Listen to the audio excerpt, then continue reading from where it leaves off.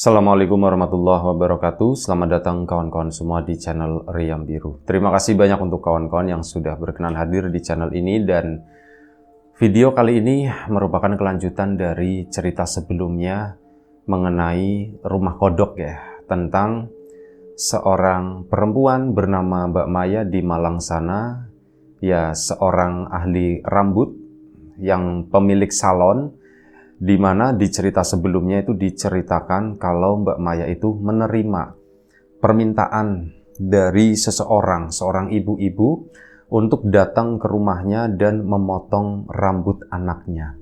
Gak disangka-sangka di rumah tersebut bukan seorang anak yang pada umumnya ya secara bentuk fisik anak-anak begitu ya. Ternyata yang ditemui oleh Mbak Maya itu adalah seorang anak yang, mohon maaf, secara fisik gambaran Mbak Maya sendiri gampangnya begitu ya, itu lebih mirip seekor kodok gitu ya. Dan ya itulah, ada keanehan-keanehan di sana, dan akhirnya proses potong rambut itu pun selesai, meskipun ada satu statement aneh dari ibu si anak tersebut yang Mbak Maya nggak tahu namanya siapa ibu itu. Dia bilang katanya rambut sepanjang itu kayaknya baru setahun gitu ya. Dan Mbak Maya ya dia tahu rambut itu kecepatan tumbuhnya itu berapa normalnya gitu. Ini dalam 1 tahun masa udah sepanjang itu, udah hampir 1 meter lah boleh dibilang gitu ya. Kayaknya nggak mungkin gitu ya, tapi ya itulah yang dikatakan oleh si ibu. Dan kemudian setelah selesai memotong rambut itu, Mbak Maya pun di-drop pulang menuju ke salonnya. Nah, di perjalanan si ibu itu cerita, si ibu itu nggak disangka-sangka membuka satu obrolan, ya ngajakin ngobrol Mbak Maya gitu ya. Mbak, kamu mungkin kaget, kata si ibu. Mbak Mayanya kan, kaget kenapa Bu? Ya, sepintar apapun kamu nutupin kekagetan itu, saya bisa melihatnya tadi gitu ya. Mungkin apa yang mbaknya bayangkan, apa yang kamu bayangkan itu adalah ya seorang anak yang lucu, yang keras kepala mungkin gitu ya. Tapi ternyata yang kamu temui, apa yang mbaknya temui itu berbeda gitu kan. Dan akhirnya Mbak Maya pun ya diem aja sambil senyum begitu kan. Si ibu ngelirik sambil nyetir gitu, dan tahu nih mungkin betul kali ya yang dikatakan oleh si ibu tadi. Ibu itu pun melanjutkan, jadi begini Mbak, saya jarang banget cerita begini ke orang lain, kata si ibu, tapi rasa-rasanya ya saya tuh gak enak hati misalkan gak menceritakan hal ini. Itu kayak jadi unek-unek saya tersendiri, soalnya anak saya itu jarang ketemu sama orang lain. Hampir nggak pernah lah. Ya, alasannya mungkin Mbak juga tahu begitu kan. Kamu juga tahu mungkin alasannya. Ya karena seperti itu. Seperti yang Mbaknya itu lihat. Kondisi anak saya ya begitu gitu kan. Anak saya itu udah berusia sekitar berapa tahun ya gitu ya. Pokoknya udah usia dewasa lah seperti itu, dan usia itu udah 20 tahun lebih. Tapi ya begitu kondisi fisiknya itu seperti itu. Saya juga ya awalnya bingung, saya juga awalnya itu stres. Jadi begini, semua itu berawal dulu sewaktu saya menikah dengan suami. Suami itu waktu itu masih merintis, jadi suami itu awalnya buka sebuah warung. Warung di pinggir jalan, ya sama-sama Mbak, saya juga orang yang ya boleh dibilang orang nggak mampu lah. Suami saya juga sama-sama berjuang. Dulu saat kenal itu pun, saya kenalnya di warung tersebut. Warung kaki lima yang jualan itu ikan bakar, dan saya menjadi salah satu pelanggan di sana. Ya, dari seorang pelanggan, akhirnya karena sering beli begitu ya, saya mulai digoda-godain gitu, dan akhirnya saya suka juga begitu, dan menikahlah kita. Nah, udah menikah, selang beberapa waktu tiba-tiba warung setelah menikah saya kan bantuin suami saya itu. Nah, setelah kurang lebih sekitar 1 tahun menikah, entah apa yang terjadi, warung itu tuh makin kesini tuh makin sepi. Sepi, bener-bener sepi, Mbak. Bukan cuman 1, 2, 3 orang yang beli, tapi nggak ada satupun yang beli. Dan hal itu terus terjadi selama berminggu-minggu, sampai yaitu bahan udah kita beli, terus tiba-tiba nggak laku, ya akhirnya nggak kemakan. Akhirnya yang namanya modal itu kan habis ya Mbak ya. Dan pada suatu malam, ini ada seseorang datang, bukan mau beli Mbak. Mbak Maya yang ngedengerin aja di situ ya, sambil menikmati suasana malam. Dan Mbak Maya juga tahu ini ibu ini bawa mobilnya itu sengaja dipelan-pelanin. Ya mungkin ceritanya itu biar enak kali atau bagaimana gitu ya. Ada seseorang itu tiba-tiba datang. Dia ke situ, seorang tua laki-laki. Dia tak pikir waktu itu melihat dari pakaiannya begitu kan. Itu lebih mirip kayak, mohon maaf, kayak orang yang meminta-minta. Ya, kami pun tidak masalah dengan itu. Toh, keseharian juga banyak yang mintain di pinggir jalan seperti itu. Kami pun sudah nyediain receh dan sebagainya.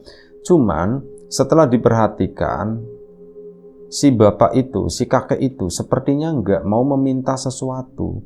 Dia itu membawa tomplokan. Tomplokan itu kayak kotak yang terbuat dari anyaman bambu ya. Bawa seperti itu, begini masuk ke warung kita. Ya, kita nanya dulu karena ini sepertinya nggak mau minta-minta. Kalau minta-minta kan begini kan, gitu, tangannya tuh langsung, ini tuh udah jelas. Nah ini tuh enggak. Si bapak itu tuh bawa ini, si kakek itu. Dan, Pak, iya Pak, ada apa Pak gitu kan ya. Kami menyapa begitu kan, suami istri, saya dan suami itu karena memang nganggur, nggak ada yang beli dari tadi, bawa stok pun tidak banyak, hanya beberapa ekor doang gitu ya. Nasi pun lah paling masak cuma 1 kilo.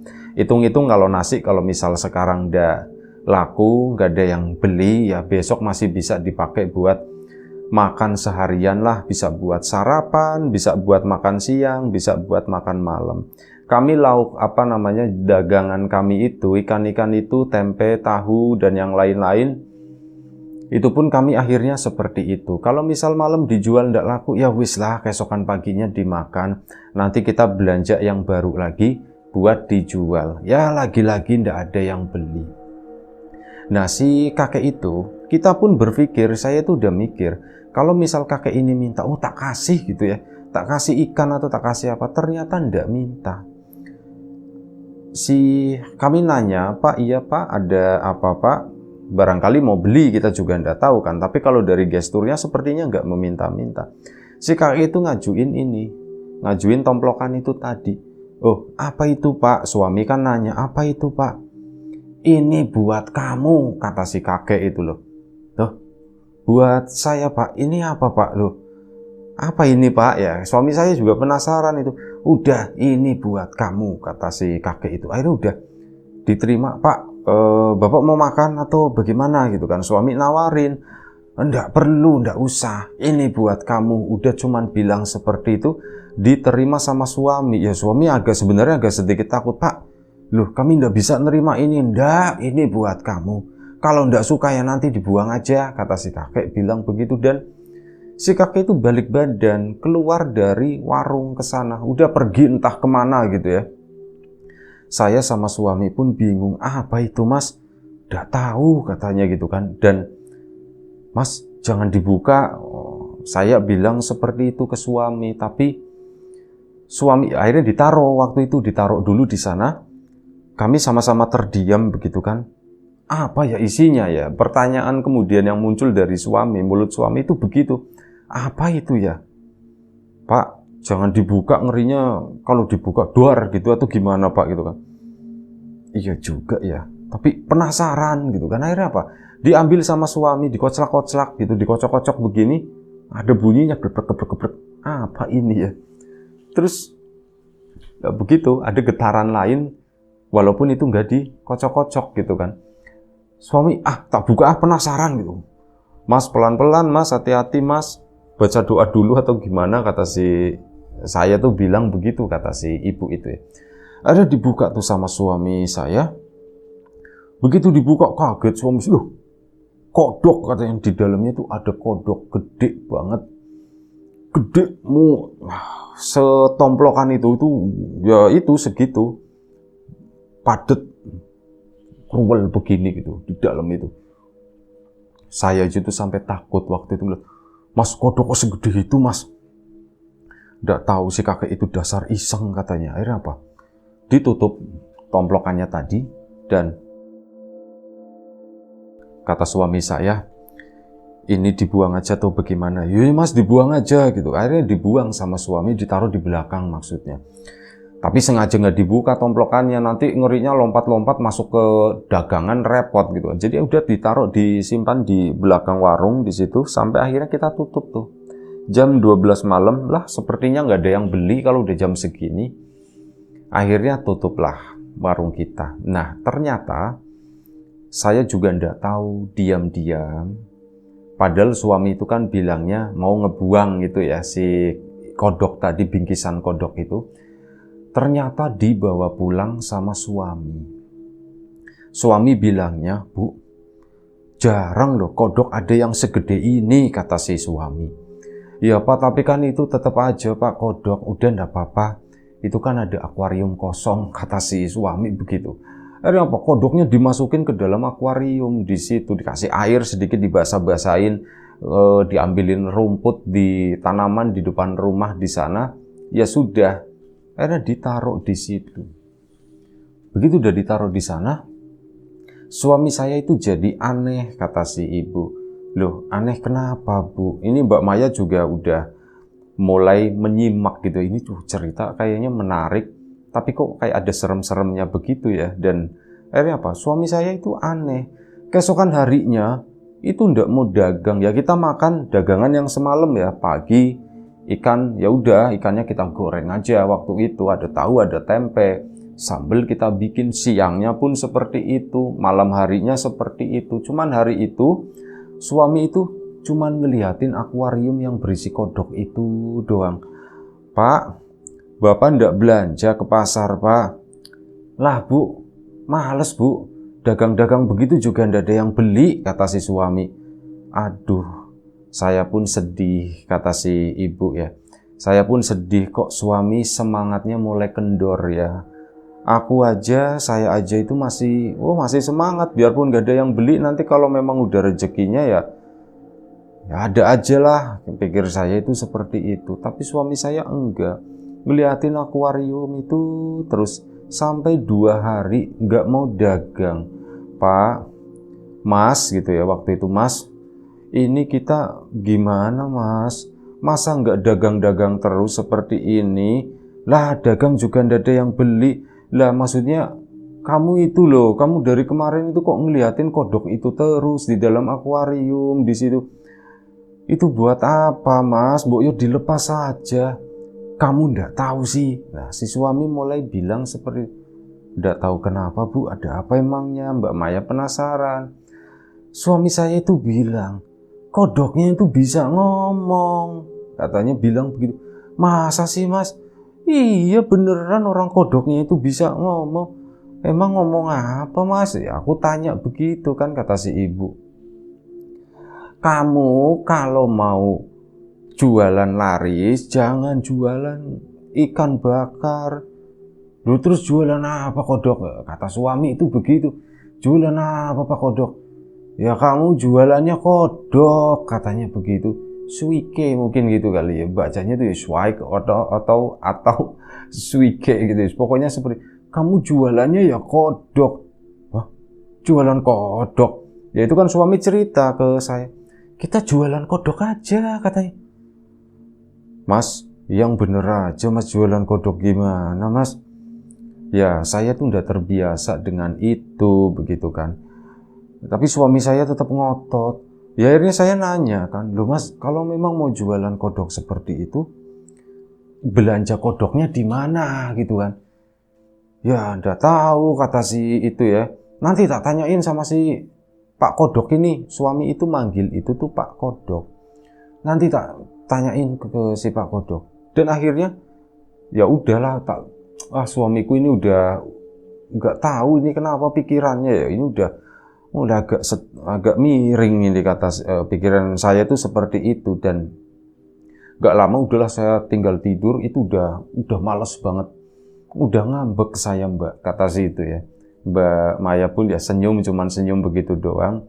Si ibu ini ternyata lucu juga dalam menceritakan, itu renyah katanya. Dan tahu ndak Mbak, malam-malam itu saya dibangunin. Dek, bangun, bangun. Iya Mas, kenapa Mas?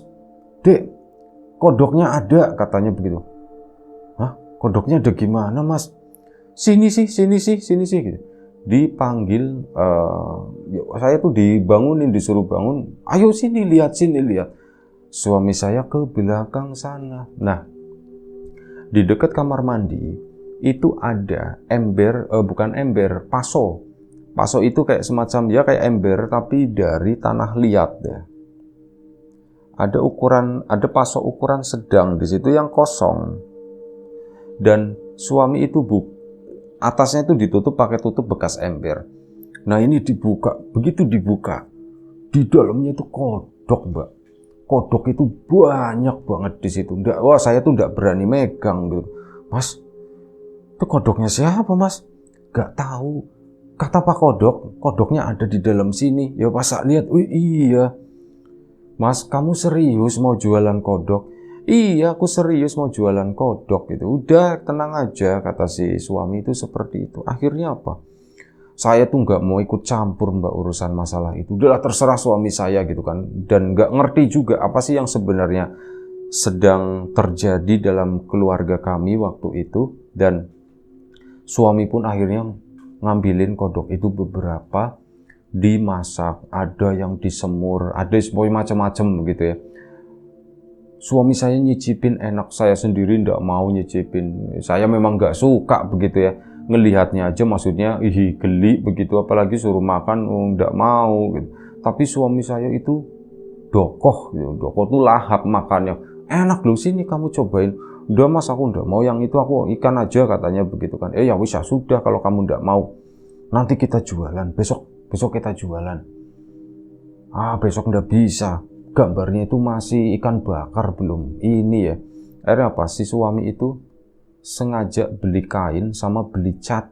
Itu digambar-gambar sendiri, bikin kodoknya, bikin tulisan itunya gitu kan. Akhirnya apa? Beneran. Beberapa hari kemudian suami saya itu ngelalu Mbak, nekat Mbak. Saya tuh nggak mau ikut waktu itu. Mas, aku nggak mau ikut Mas. Kamu nggak mau ikut ya sudah, kata suami. Akhirnya suami saya itu dagang sendiri. Dagang kodok mulai saat itu. Rame hari pertama Mbak, itu pulang cepet. Jam 10 malam itu udah pulang. Mas, kok udah pulang Mas? Kodoknya habis, kata si suami. Hah? Habis Mas, beneran? Iya, habis laku. Ternyata banyak yang mau, kata suami itu begitu. Oh, saya jujur aja, yang sebelumnya itu menentang itu ya. Itu malam itu saya bersyukur, alhamdulillah, kata si ibu. Alhamdulillah bisa kita dapat rezeki gitu kan. Ya mikirnya seperti itu, mikirnya buat nyambung besoknya lagi hidup itu bagaimana gitu ya. Dan yang bikin heran itu apa? Di dalam pasok tersebut kodok itu tidak pernah berkurang Mbak. Diambil sama suami itu berapa puluh ekor, 20-30 ekor dalam satu hari ya. Keesokannya itu ada lagi. Ada lagi. Dan warung suami itu laris. Setiap hari bawa berapa gitu ya, dan selalu habis. Tapi selama beberapa hari berjualan, saya itu memang gak pernah bantuin, gak mau gitu ya. Tapi karena sepertinya ini warung udah mulai berjalan nih. Saya ngelihat suami pulang bawa uang yang lumayan cukup banyak. Belanja pun ya boleh dibilang gak ada, orang kodoknya keluar sendiri dari situ. Belanja sih cuma tinggal bumbu-bumbu doang, kelapa, kunyit ya buat bikin semur atau apa gitu. Cuma tinggal ya murah-murah begitulah. Ini kayaknya berjalan. Akhirnya suami pun ngomong, Ayo dek bantuin mas lah, jangan cuma di kamar begitu doang, jangan cuma di rumah doang. Iya mas, akhirnya saya pun ikut ke bawah sama suami, ikut dagang di sana. Dan pertama kali dagang, saya itu kaget. Saya itu heran. Herannya itu begini mbak. Pembeli-pembeli warung suami saya, itu nggak ada yang beres, kata si ibu itu. Loh bu, nggak ada yang beres gimana bu? Pakaiannya, katanya seperti itu. Emang pakaiannya kenapa bu? Pakaiannya itu kayak wong edan semua, katanya. Wong edan itu kayak mirip kayak orang gila ya. Mungkin yang biasa keliaran di pinggir jalan kotor-kotor, mirip pakaiannya si kakek-kakek itu yang pertama datang. Itu pas awal-awal, mas, pesan mas 1 porsi, gitu. Makan di situ kelentang-kelenting, habis, bayar jeprak. Bayarnya pun, nggak usah kembali mas. Itu nggak ada kembalian. Oh ya terima sama suami, makasih ya, makasih. Dikumpulin. Nanti datang lagi seperti itu, 2-3 orang kayak gitu terus. Sampai akhirnya memang ada orang yang normal gitu ya, pakai t-shirt gitu kan. Satu keluarga datang, mas baru ya mas ya di sini mas. Iya baru, saya tuh susah nyari-nyari, ada tuh di sana di ujung jauh banget. Baguslah di sini ada katanya. Ya itu yang orang yang normal, tapi sisanya mbak, itu nggak tahu orang dari mana, itu nggak tahu pokoknya siapa itu kan. Akhirnya sudah, malam itu pun cepat. Udah paling sekitar jam 10, jam 11 paling malam kita itu udah pulang. Kita itu buka dari jam 5 sore. Seperti itu terus, uang pun cepet banget mbak, bener-bener cepet. Sampai saya itu bingung, mas, kenapa sih ya mas ya? Orang-orang itu kalau beli nggak pernah minta kembalian, kata situ. Lah kamu nggak usah mikirin itu, kata suami itu bilangnya begitu. Dan ya sudah, akhirnya apa? Dalam kurun waktu 1 tahun kami lancar berjualan. Kami mulai mikir, kami mau beli tanah. Udah kami belikan tanah. Tahun selanjutnya kami pengen bikin rumah yang bagus. Kami bikin rumah yang bagus. Rumah ini katanya begitu kan. Rumah yang tadi mbaknya ke situ. Oh itu bu. Iya, itu hasil dari jualan kodok. Sampai mungkin sebagai tanda terima kasih dari suami saya, dibuatlah patung kodok mbak. Itu yang mbak lihat kan, mungkin pas begitu masuk ke halaman rumah mbaknya kaget bagaimana. Iya bu, saya terus terang memang tadi kaget, kata mbak Maya ya. Saya kaget, kok ada patung kodok, tumben, saya itu jarang ya itu. Tapi ternyata di balik itu ada sesuatu mbak. Kami bertahun-tahun jualan itu ya, cuman 1 warung, tapi hasilnya itu benar-benar banyak. Sampai kami terlalu menikmati itu, berjualan, kita itu nggak memikirkan yang namanya pengen punya anak waktu itu. Ya suami mikirnya, lah kita masih sibuk jualan, nantilah punya anaknya lah. Sama, saya pun berpikiran seperti itu. Iya ya mas ya. Nah dari situ, suami pun sempat nawarin, kamu nggak mau nyobain ininya, daging kodoknya katanya. Enggak lah mas lah, aku tetap aja mbak. Saya itu tetap nggak mau makan itu, karena ya orang kalau udah geli gimana sih, orang kalau udah jijik kan boro-boro begitu ya. Nggak mau gitu. Saya tuh tetap bertahan di sana. Sampai akhirnya sudah beberapa tahun kemudian, sekitar 3 atau 4 tahun lah setelah awal-awal itu ya, kami sukses ngumpulin duit begitu cepatnya. Pembeli-pembeli itu ngasih 100.000, 200.000 tanpa minta kembalian. Itu enak banget. Sampai kami itu misal pulang, itu uangnya ya lembaran-lembaran itu, lembaran-lembaran pecahan-pecahan besar mbak. Dan akhirnya kami pun berpikir pengen punya anak waktu itu. Akhirnya sudah. Ya kita program gitu kan, kita pengen punya anak, dan akhirnya saya itu hamil. Dan saat hamil itu, saya merasakan ada sesuatu yang aneh, kata si ibu tadi. Aneh apa bu? Jadi dari awal ya, dari masih kecil, saya itu udah mendengar ada suara kruk, kruk, kruk. Ya tak pikir itu suara perut saya lapar gitu kan. Tapi tak pikir-pikir lagi, loh, perut kalau lapar itu kan di atas ya. Ini kok agak sedikit ke bawah begitu ya. Ini kok di daerah janin gitu. Kok bunyinya seperti itu, kruk, kruk, kruk, kruk. Ya wis tak biarin aja. Diperiksa, ya diperiksa namanya orang hamil ya. Pasti periksa begitu kan Mbak. Ya diperiksa, semuanya itu normal Mbak. Bentuknya ya bayi, manusia seperti itu, nggak ada yang aneh. Dan akhirnya sudah. Hamil itu saya jalani normal juga sekitar 9 bulan, akhirnya anak saya lahir. Lahir itu Mbak, normal semuanya seperti bayi-bayi yang lain. Kepalanya, badannya, tangannya, jarinya, semuanya itu nggak ada yang kurang Mbak. Tapi aneh, beberapa hari setelah itu, saat bayi itu beberapa waktu maksudnya, setelah bayi itu berkembang, anak saya itu makin besar, kok aneh, bentuknya jadi berubah Mbak. Yuk, saya panik waktu itu, Mas kok begini? Oh udahlah kamu udah usah mikirin seperti itu, kata suami itu jawabnya cuman begitu. Ya namanya anak ya sama aja, terus mau digimanain gitu, kata si suami itu begitu. Ya memang nggak tahu mau digimanain gitu ya. Sampai apa? Sebelumnya kan saya rutin, karena ada uang ya Mbak ya, cek ke dokter anak begitu kan. Ini seperti ini bagaimana, tapi makin kesini, karena bentuknya itu makin aneh ya Mbak. 1 tahun bentuk itu udah berubah. Berubahnya jadi seperti itu. Seperti yang Mbaknya lihat sekarang, ya besarnya seperti itu Mbak. Saya tuh sedih, kenapa ya seperti ini ya. Suami saya bodoh amat begitu, nggak terlalu mikirin hal itu. Udahlah, ndak apa-apa, yang namanya anak ya sama aja, yang penting kita rawat, kita besarkan. Bagaimanapun juga anak ini ya nanti jalan rezeki kita, kata suami itu. Mikirnya tuh selalu ke sana. Kok nggak mikirin kok anak bisa seperti ini ya, kenapa ya dari bentuknya normal kok jadi berubah aneh seperti ini.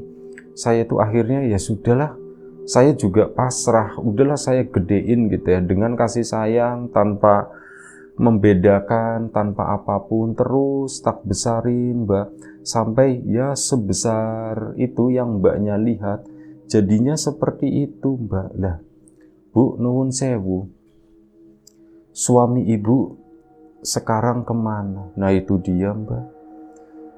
Suami saya suatu saat itu ditemui sama si kakek itu lagi di warung. Malam-malam sudah habis, kita udah mau pulang. Tiba-tiba, loh si kakek itu gitu kan. Duh, Pak, bapak yang dulu itu kan ngasih kodok besar itu. Iyo, aku yang ngasih kodok besar. Sini Pak, mari masuk Pak, mari Pak masuk. Enggak, saya enggak lama, kata si kakek. Terus bapaknya mau apa gitu kan, ditanya sama suami. Saya mau ngambil lagi kodoknya, katanya gitu. Hah? Mau diambil lagi Pak? Iya mau tak ambil lagi. Mana kodoknya? Katanya. Loh, kodoknya ada di rumah Pak. Katanya, ya nanti ke rumah kamu, kata si itu. Akhirnya apa? Udah ditutup kan, si kakek itu pergi dulu sebentar. Nah begitu kami udah pulang ke rumah, ya kami udah ngobrolin itu, si kakek kesini, dikasih nggak Pak kodoknya gitu kan ya. Saya sempat nanya, lah udah usah lah, kata suami itu bilang begitu. Dan kita lanjut lagi cerita ini di episode selanjutnya ya. Terima kasih kawan-kawan sudah mantengin sampai di detik ini. Kita lanjut lagi di episode selanjutnya. Riam Biru, jaga kesehatan kawan-kawan tentunya. Terima kasih. Assalamualaikum warahmatullahi wabarakatuh.